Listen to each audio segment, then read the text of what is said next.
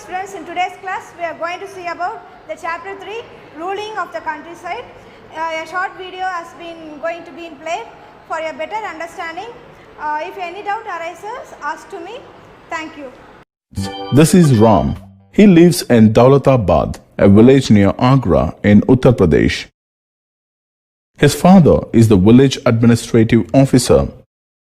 He helps in maintaining the records, collects land revenues, protects the rights of the tenants, sorts out the disputes over them, issues certificates to farmers for loans after inspection of records, etc.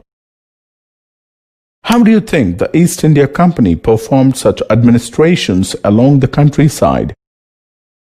We already learned that the Mughal emperor appointed the East India Company as the Diwan of Bengal on the 12th of August 1765. As a Diwan, the company became the chief financial administrator of the territory under its control. Though the company had become the Diwan, it still saw itself primarily as a trader. They were keen in increasing their revenue and buy fine cotton and silk cloth as cheaply as possible. Before 1865, the company had purchased goods in India by importing gold and silver from Britain, and now the revenue collected in Bengal could finance them in purchase of goods for export. Due to this, the Bengal economy was facing a deep crisis. What do you think could have been the changes in life of common men in Bengal? Artisans were deserting villages since they were being forced to sell their goods to the company at low prices. Peasants were unable to pay the dues that were being demanded from them. Artisanal production was in decline and agricultural cultivation showed signs of collapse. And thus, in 1770, a terrible famine killed 10 million people in Bengal and about one-third of the population was wiped out. Could the company be certain of its revenue income during such crisis?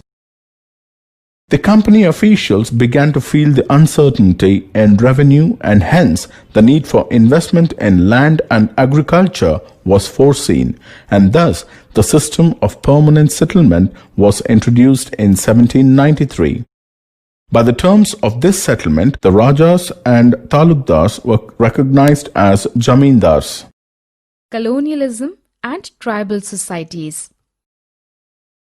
Adivasis, indigenous tribes of India. In India, the term used for the indigenous groups are collectively known as Adivasis. There are hundreds of tribal groups spread all over India.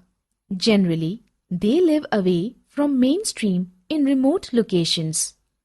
Anthropologists are research scholars who generally study about tribal groups. Most tribes are close to nature. Some tribes own land jointly in the name of the tribe.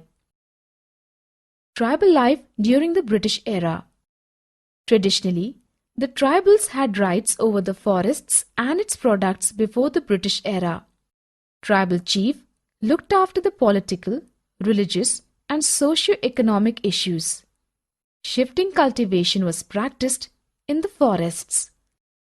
But the colonial rule changed and disturbed their ways of life. British introduced the new land revenue arrangements which disturbed their practice of joint ownership of land. The Adivasis now found themselves deprived of the forest resources which were essential to their lifestyle and survival. Zamindars. A new class of landlords was created by the new policy of the British. The Zamindars went on acquiring more and more land by different means without acknowledging tribal customs. The tribals were compelled to borrow money from Zamindars at high rates of interest. When they were not capable of repaying the loans, they were forced to become bonded laborers. Their next generation too had to continue to work for the Zamindars. Tribal reaction to colonial rule. The tribals reacted to the British rule in different ways. Their reaction can be studied in 3 different phases. 1. Before the revolt of 1857. The first phase was led by the tribal chiefs whose rights had been taken away. 2. The second phase, 1860 to 1920. This phase was of tribal reaction to the new political, religious, and agricultural issues. 3. The third phase, 1921 to 1947.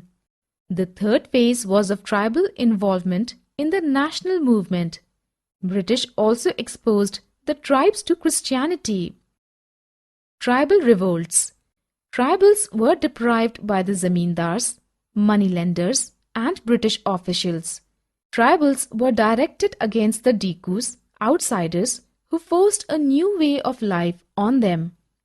Tribals categorized zamindars, moneylenders, and British in the list of Dikus.